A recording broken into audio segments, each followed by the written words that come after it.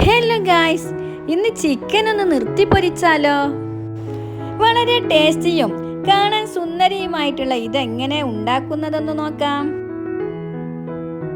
കഴുകി വൃത്തിയാക്കിയൊരു full chicken ഞാനിവിടെ നന്നായി വരഞ്ഞെടുത്തിട്ടുണ്ട് കേട്ടോ. ഇനി ഇതിലേക്കുള്ള മസാല തയ്യാറാക്കാം. അതിനായി ഒരു മിക്സിയുടെ ജാറിലേക്ക് അല്പം വെളുത്തുള്ളി, ഇഞ്ചി, 2 പച്ചമുളകും 1 സവാളയും ആവശ്യത്തിന് മല്ലിയും കറിവേപ്പിലയും ചേർത്ത് കൊടുത്തിട്ടുണ്ട്.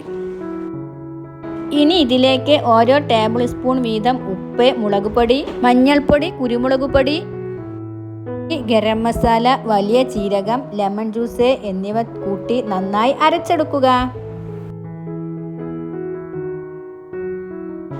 ഈ അരച്ചെടുത്ത മസാല ചിക്കനിലേക്ക് നന്നായി തേച്ച് പിടിപ്പിക്കാം.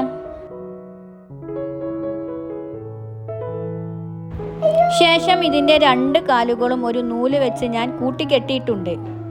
ഇങ്ങനെ ചെയ്യുന്നത് വേവിച്ചെടുക്കുമ്പോൾ ഉടഞ്ഞു പോവാതിരിക്കാനാണ്. ഇനി ഇത് 1 മണിക്കൂർ റെസ്റ്റ് ചെയ്യാൻ വെക്കാം.